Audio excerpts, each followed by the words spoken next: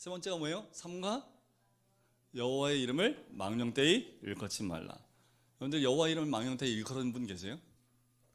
없죠, 그죠? 십계명 가운데 우리 성도님들이 가장 자유롭다고 하는 그 십계명 가운데 하나가 이 삼계명입니다. 아유, 어떻게 여호와 이름을 망령되이 하는 사람이 우리 예수님 믿고 난 다음에는 어떻게 하나님 망령되이 우리가 하겠습니까, 그죠? 과연 그렇게 안 했을까? 한번 오늘 말씀을 통해서 한번 보도록 할게요. 오늘 나눠드린 것을 보면 첫 번째 이렇게 나오죠. 이름의 소중함입니다. 제 이름은요, 정규입니다. 바를 정자에 헤아릴 규자를 써요. 저희가 규자 돌림이거든요. 헤아릴 규자. 그래서 제 앞에 정자, 바를 정자입니다. 그러면 이게 뭐예요? 그러면 이름대로 하면 제가 어떻게 바르게 헤아리고 살아라. 이게 계속 제 이름을 듣다 보니까 저는 어떻게 돼갈까요? 그러면 이게 그래서 뭔가 이름을 정할 때는 참 많이 고민을 하고, 특별히 아기들의 이름을 정해줄 때는 부모들이 많이 고민들을 하지요. 왜요? 평생 그 이름을 불려지게 될 뿐만 아니라 그 이름대로 살아가는 인생이 될 가능성이 거의 대부분입니다. 그래서 어떤 의미를 줄 때에 그 이름에 의미를 주게 되면 그 의미대로 살아가게 돼요. 중간에 이제 이름을 개명하신 분도 있긴 해요. 그런 의미 때문에 이름을 좀 의미 있게 바꾸고 싶어서 개명하기도 합니다. 그만큼 이름이 소중하지요. 명예훼손죄 아시죠? 명예훼손죄. 거의 대부분 이름에 대한 부분에 대해서 하는 것에 대해서 명예훼손죄를 쓰기도 합니다. 또 짝퉁이 왜 문제가 되는지 아세요? 짝퉁이 짝퉁이에요 하면 괜찮은데 짝퉁 가지고 누구 이름을 씁니까? 원래 정상적 이름을 붙여 쓰니까 문제가 되는 거지요. 그러니까 회사는 그 상표를 등록하는데 그 죄가 되는 거지요. 엉터리 물건을 가지고 모조품으로 쓰는 거예요. 여러분들 이름의 가치가 얼마나 된다고 생각하십니까? 여러분들 나의 이름의 가치. 이제 예를 들면 브랜드 가치라는 게 있습니다. 그러니까 1위부터 전 세계 1위부터 6위까지 브랜드 가치가 나왔는데 1위가 어딘지 아세요? 전 세계 기업 이름의 그 브랜드 가치가 1위 애플입니다. 애플이 약 159조 5,103억 원. 그 이름의 가치입니다. 2위는 우리나라 기업은 일단 넣지 마. 우리나라 기업은 뭐 나오지도 않아, 전 세계에. 자, 2위는 마이크로소프트. 3위는 구글이 3위입니다. 4위는 뭘까요? 네? 네이버. 네. 코카콜라. 예. 4위가 아직 코카콜라의 이름이 올라가 있습니다. 5위는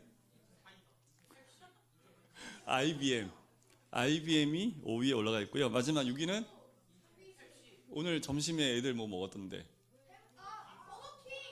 아니요, 맥도널드가 6위에 전 세계 6위에 올라가 있습니다.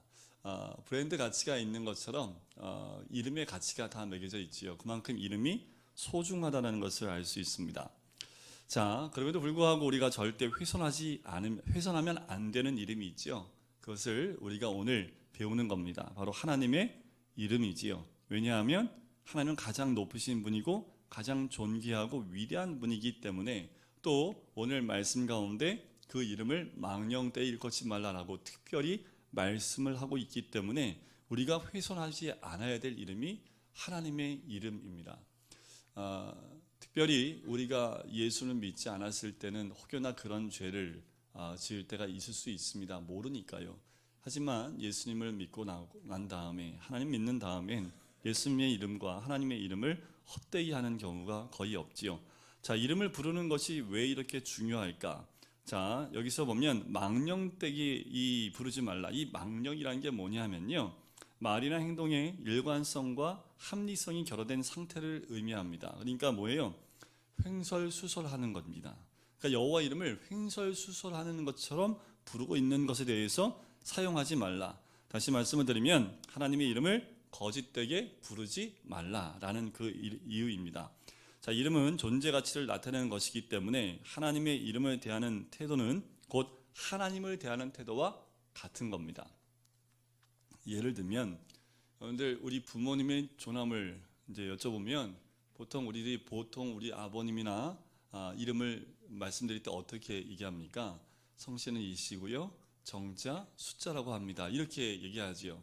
어떤 사람이 입니다. 뭐 이렇게 얘기하면 이거 정말 씨 아버지 이름을 막 부르네. 우리는 이렇게 얘기하잖아요, 그죠?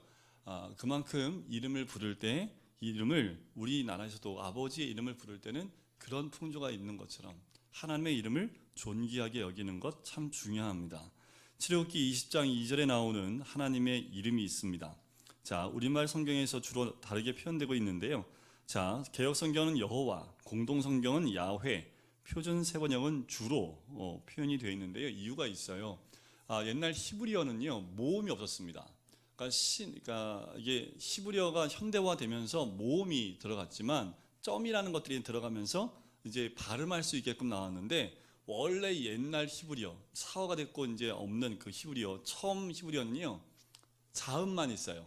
그런데 게임할 때 보면 자음만 딱 주고 맞추는 게임 가끔 하죠. 초성 게임. 여기 보고 얘기를 해야겠네. 여기 보니까는 전혀 반응을 못 하시는 거니까. 초성 게임. 그래서 뭐 이렇게 해놓으면 그걸 가지고 조합해서 우리가 모음을 넣어서 말을 만들잖아요. 이게 히브리어가 그랬어요. 근데 그때 당시 사람들은 그것만 딱 야, 머리가 얼마나 좋을까요, 그죠? 그러니까 딱 적어놓으면 알아서 보고 읽는 거예요. 그런데 그걸 다 알아요. 히브리 사람들이, 유대인들이 머리가 좋은 이유가 있더라고요. 그래서 머리가 좋은지 모르겠지만, 자, 이렇게 옛날 사람들은 이 자음만 썼기 때문에 모음이 없었지요. 자, 그래서 우리 하나님을 부를 때 주로 히브리 사람들은 네 글자를 발음하지 않고 이렇게 읽어요. 아도나이로 읽었다고 합니다. 그래서 오늘날은 여호와 혹은 야훼로 발음을 하지요. 출애굽기 20장 2절에 보면 하나님의 이름이 서로 다르게 번역된 것인데, 개역 개정을 보면 나는 너를 애굽 땅 종 되었던 집에서 인도하여 낸 내 하나님 여호와니라 라고 표현이 되어 있습니다. 번역서마다 약간의 이름을 다르게 쓰고 있습니다. 유대인들은 이런 거 아세요? 이렇게 그 성경을, 그러니까 말씀을 대필해서 남기는 일들을 많이 했습니다. 그런데 쓰다가 하나님 이름 딱 나오잖아요. 그러면 쓰지 않고 나가서 목욕을 하고요, 옷을 갈아입고 붓을 새 것으로 가지고 와서 이름을 적었습니다. 적다가 또 하나님 이름이 나오면 하나님 이름 적기 전에 나가서 목욕을 하고 옷을 새로 입고 붓을 새로운 것으로 또 다시 썼습니다.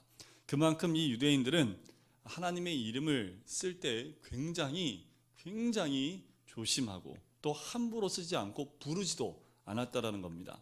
그래서 하나님 대신에 주로 썼던 단어가 뭐냐면 하늘이라는 단어를 써요. 그래서 마태복음 보면 하나님의 나라라는 것보다 하늘이라는 표현을 많이 쓰고 있습니다. 대상이 유대인이기 때문에 그래요. 유대인들이 왜 이랬냐 하면 하나님의 이름을 함부로 부르면 안 되기 때문에 그렇게 노력을 했던 거지요. 그렇다면 이렇게 하나님의 이름을 전혀 입에 담지 않고 사용하지 않는 것이 10계명의 3계명을 바르게 지키는 것일까라는 거예요.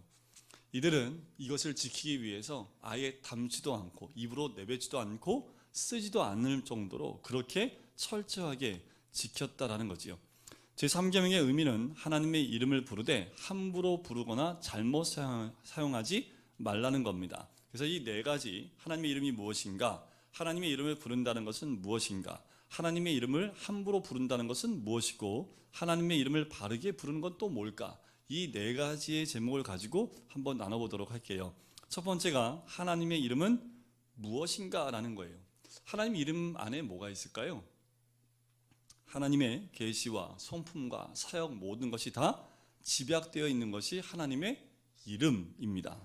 자, 하나님이라는 그 이름은 엘로힘, 엘의 복수형인데요. 자, 이름의 뜻은요, 전능자로서 창조주 하나님이라는 의미가 있는 것이 하나님이라는 그 의미입니다.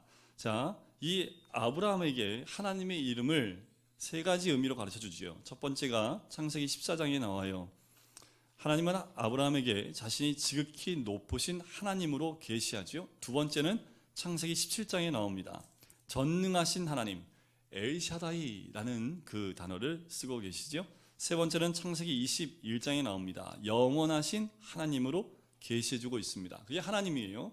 자, 또 하나님은 여호와라고 우리에게 알려주기도 합니다. 그 아브라함 그리고 모세에게 알려주는데, 자, 하나님이 또 모세를 부르는 그 장면에서 여호와라라고 이름을 알려주는데 그 여호와의 뜻이 무엇이라고 합니까?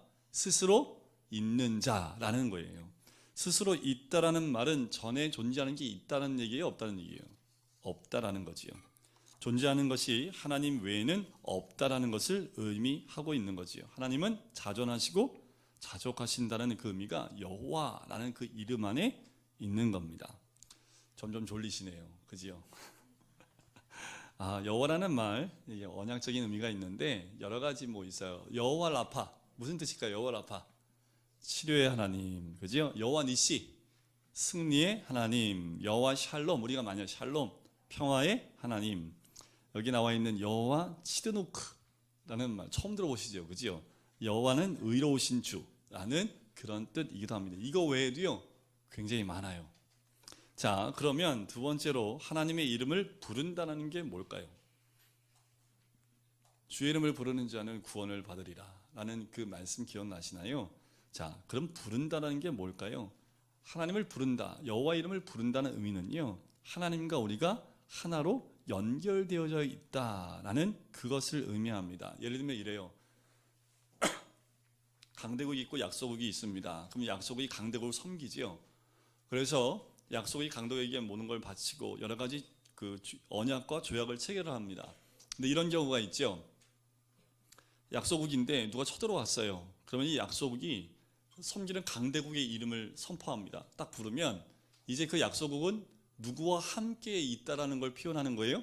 그 강대국과 하나라는 걸 표현합니다. 그래서 요청을 하면 그 강대국은 이 약속을 도울 수밖에 없어요. 왜요? 부르기 때문에, 그런 언약이 체결되어 있기 때문에 그 전쟁에서 그 강대국의 이름을 부르면 강대국은 당연히 올 수밖에 없는 거죠. 이게 십계명이 기록될 당시의 문화입니다. 이름을 부른다는 것, 이름을 부르는 사람과 이름을 가진 사람이 하나로 연합되어져 있고 하나가 됐다라는 거예요. 그러니까 하나님을 의지하고 하나님을 도움을 구하는 건데, 우리가 예수님을 부른다는 것은 곧 예수를 부르는 것, 그러니까 믿는다는 것은 부른다는 것과 같다라는 거예요. 주의 이름을 부르는 자는 다 구원을 얻으리라. 이 부른다는 그 의미가 뭐냐면 주님을 믿습니다라는 그 의미가 내포되어져 있고, 그 부른다는 의미는 곧 주님이 나와 하나입니다라는 믿음의 언약으로 체결되어져 있다라는 그 의미라는 거예요. 자, 세 번째는, 그렇다면 하나님의 이름을 함부로 부르며 잘못되게 사용하는 것은 무엇일까라는 거예요. 우리가 여기서 이제 초미의 관심사가 있습니다. 중요한 게 이거잖아요, 그죠? 어떤 분이 이제 늦게 예수를 믿은 거예요. 너무 늦게 예수를 믿어서 정말 열심히 섬겼답니다. 신앙생활 열심히 하고, 그리고 이제 소천을 하신 거예요. 그러니까 신앙생활을 오래 못 하시고 소천을 했습니다. 그래서 하늘나라에 갔더니 우리 예수님이 신발도 안 신고 쫓아나와서 이렇게 막 안아주시고 막 하시더래요. 그래서 이분도 너무 막 감격스러워갖고 눈물 흘리고 하나님, 예수님하고 막 이제 있는데, 그 다음에 누가 한 명이 딱 올라오더래요. 근데 예수님이 그냥 자리에 서 계시더래요. 누가 오나 봤더니 장로님이 오시더랍니다. 그런데 예수님이 자리에서 그냥 딱 일어나서 왔어? 하고 그냥 끝내시더래요. 그래서 이상하다 이러고 있다가, 근데 그 다음에 누가 오고 있는데 예수님이 의자를 붙들고 안 일어나시더래요. 그래서 누가 오길래 그러시나 봤더니 목사가 걸어오더래요. 그래서 물어봤더니 왜 목사님 오시는데 의자를 붙들고 이게 안 일어나세요? 그랬더니 내 자리만 일어나면 내 자리 뺏을 놈이라고. 이런 이제 우픈 얘기예요. 우픈 얘기. 그냥 웃긴 얘기면 좋겠는데 우픈 얘기가 된 게 더 문제가 심각한 거죠. 하나님의 이름을 함부로 대하는 것, 목사가 오히려 더 하나님의 이름을 망령되게 하는 경우가 많다라는 그 의미의 재밌는 얘기이기도 해요. 자, 하나님의 이름에 계시된 대로 믿지 않는 것이 하나님의 이름을 함부로 대하는 겁니다. 하나님 말씀, 하나님의 이름을 부르면 그 이름대로 또 계시된 대로 믿는 거지요. 예를 들면 여호와 이레, 우리의 모든 것을 준비하고 인도하시는 그 주님을 이름을 부르고 있다면 우리는 그 모든 것을 주께 맡겨야 됩니다. 자, 그런데 모든 걸 준비하신 여호와 이름을 부르면서 내가 모든 걸 하고 있다면 그 사람은 여호와 이레 하나님의 이름을 무시하는 게 되는 거지요. 그러면 세 번째 계명을 어기게 된다라는 그 의미입니다. 자, 구체적으로 하나님의 이름을 함부로 부른다는 것이 무엇일까? 이제 구약 성경에 보면 대표적인 예가 세 가지로 나와요. 첫째가요, 점을 치거나 요술 등을 하면서 하나님의 이름을 사용할 때, 그때 하나님의 이름을 함부로 사용하는 죄를 졌다라고 이야기를 합니다. 그러니까 이방 종교처럼 각종 사수를 행하면서 하나님의 이름을 부르는 거예요.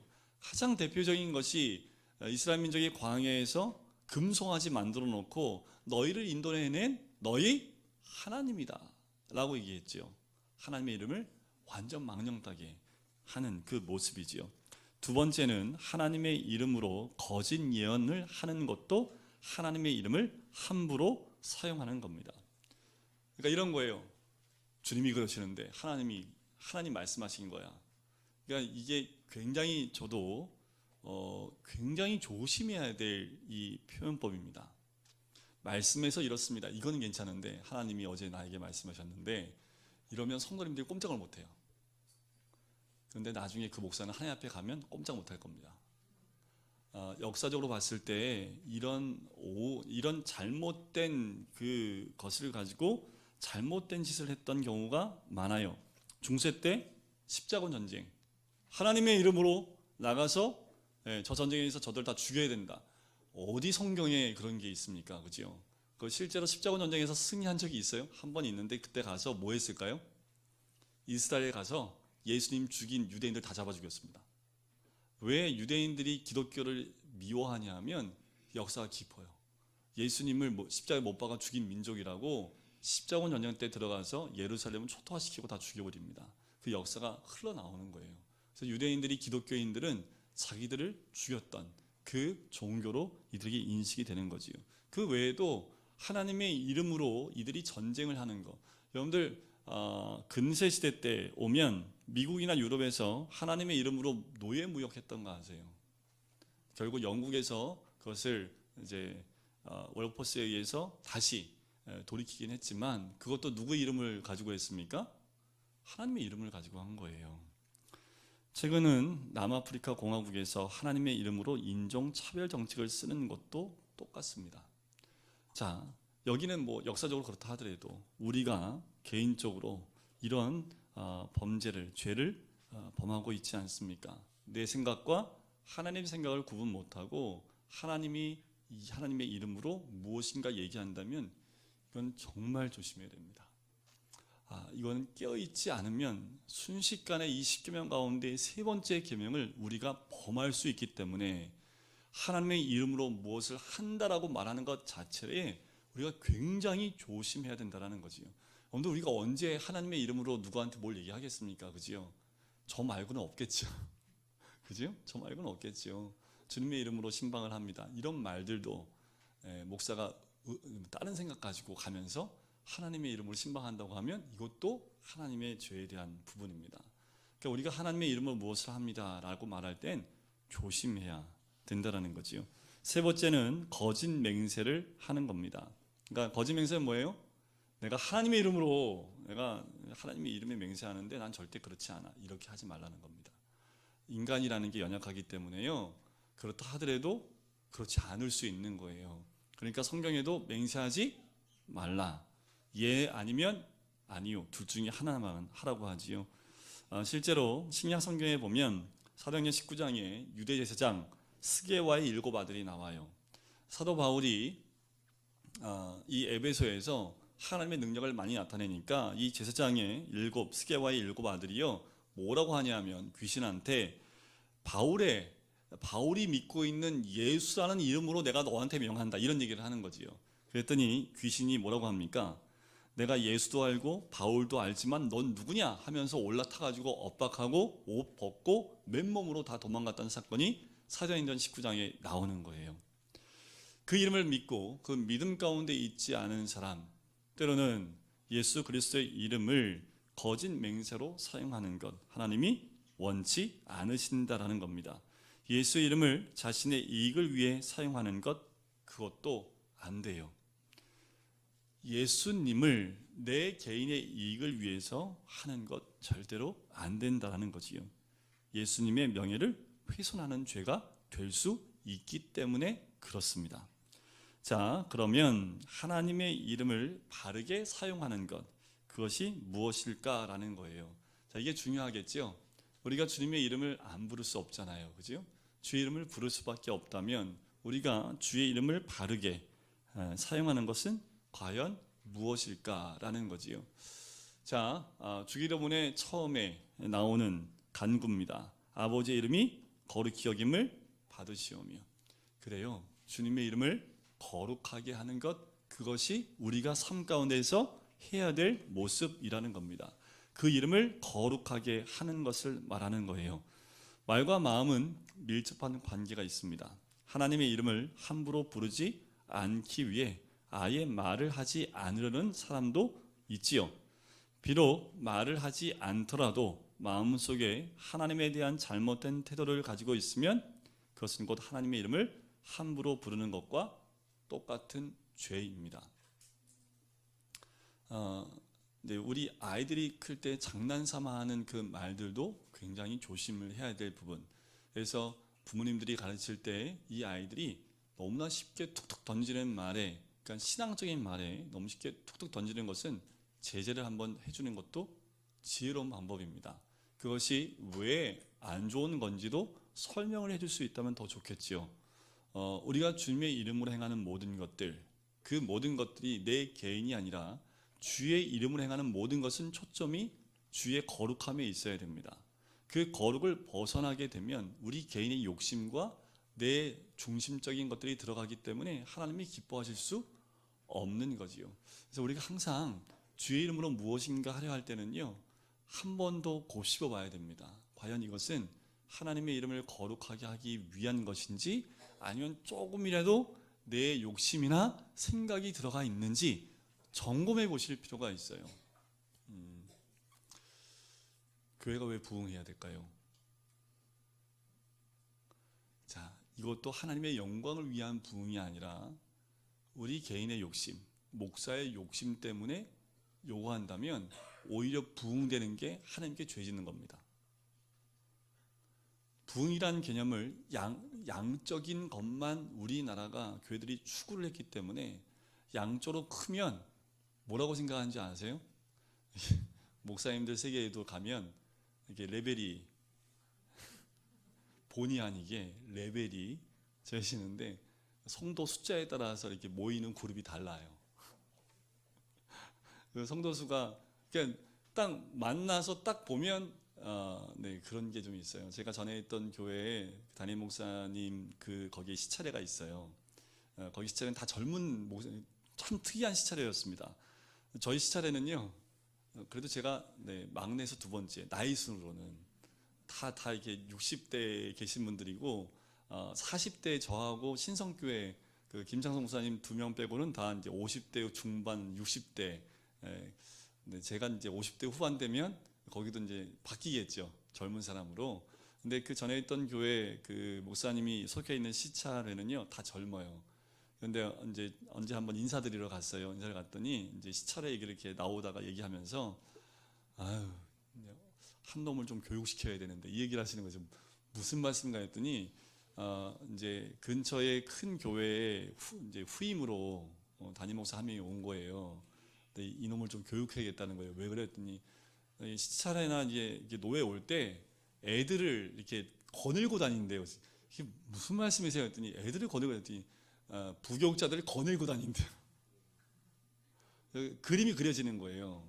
그러니까 막내기 때문에 아무리 뭐 1000명, 2000명을 담임이라 하더라도 나이가 어리기 때문에 어른들, 목사님 세계에 가면 섬기는 위치에 있어야 게 당연하잖아요. 그런데 자기가 1000명 교회 담임 목사라고 그러면 부교육자가 6, 7명 되거든요. 그러니까 6, 7명을 이렇게 데리고 다닌대요. 그러니까 주변에 못 오지요, 사람들이. 저걸 언제 한번 잡아야 되는데 이 얘기를 하시더라고요.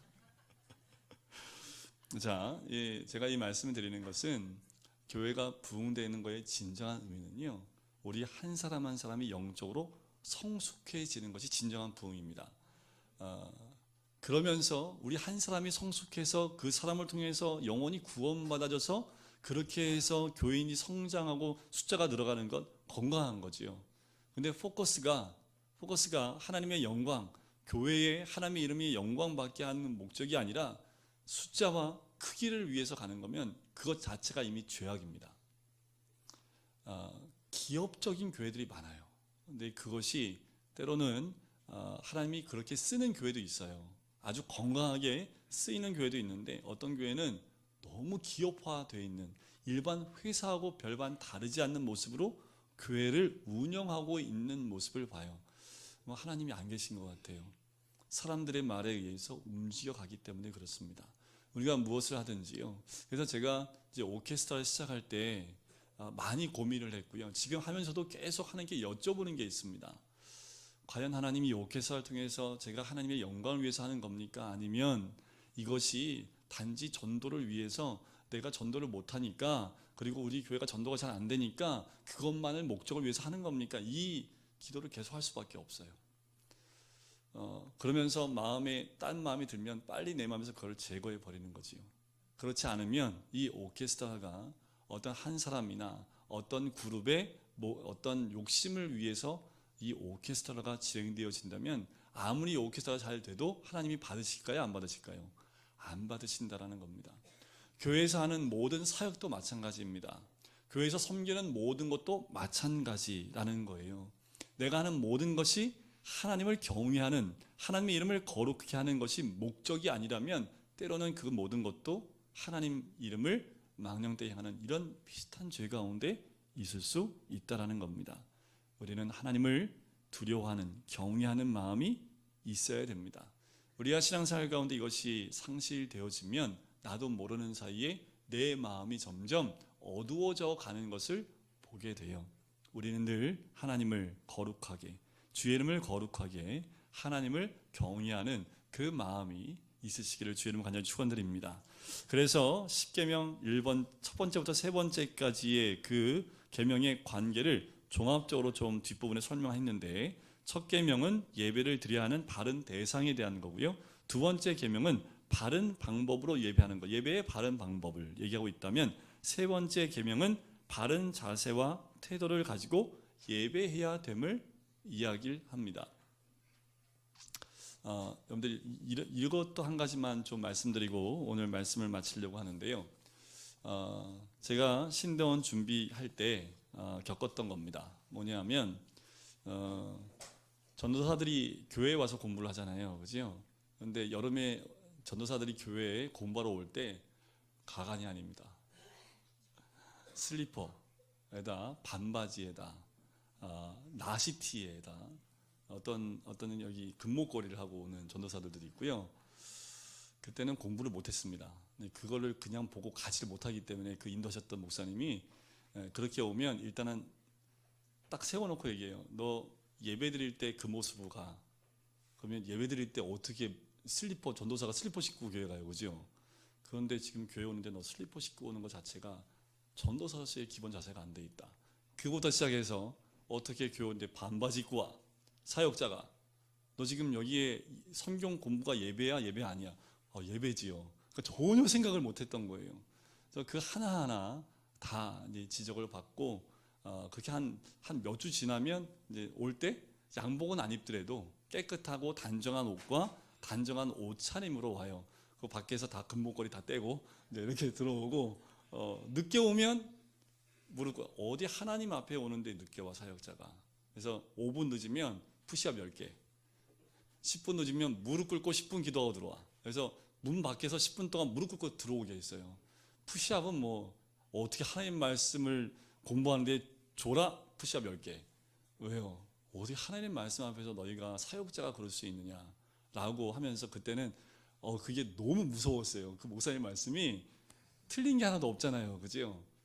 근데 그 잣대를 가지고 성도를 대하면 율법화 되는 것과 똑같이 됩니다, 그죠?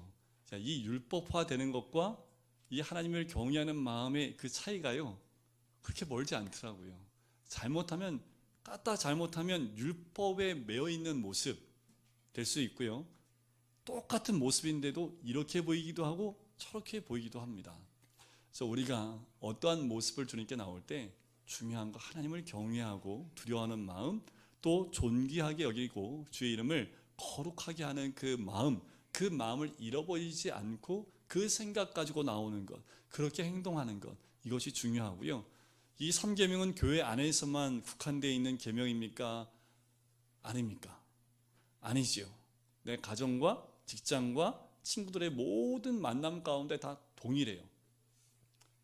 그래서 우리가 어디 있든지 지금 여기에 이렇게 앉아있는 이 모습 그대로 가정에서도, 저도 못 살면서 이렇게 얘기를 해요. 그런데 하지만 우리는 어때요?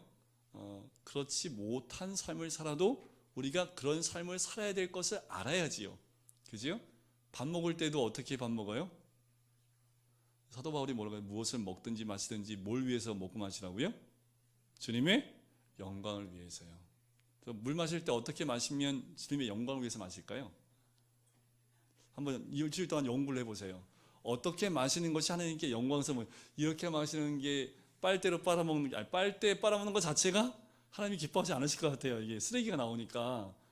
그렇죠? 어떤 모습일까? 밥 먹을 때는 기억자로 먹는 게, 그러니까 그 마음이죠. 그죠? 내가 마음에 지금 먹는 것이 주의 영광을 위해서 내가 먹는 거야 하면 과식 안 하겠죠. 그죠? 내가 지금 이 마시는 게 주의 영광을 위해서 마시는 거면 코카콜라 안 마실 거예요. 그죠? 그죠? 코카콜라 마시는 게 건강에 안 좋으니까. 맞아요. 마시는 거 어떻게? 여기가 이제 여기에 내 육적인 모습과 신앙적인 모습 가운데 이제 신앙이 더 커지면 이걸 포기하고 내려놓는, 그게 되지요. 그런데 내가 하고 싶은 게 너무 많으면 이거보다 하고 싶은 게 먼저 가기도 합니다. 하지만 우리의 신앙의 방향은 정해져 있는 거죠. 그죠? 이번 한 주간 동안도 여호와의 이름을 거룩하게 하시는 이 한 주가 되시기를 주의 이름으로 간절히 축원드립니다. 우리 같이 기도하실까요?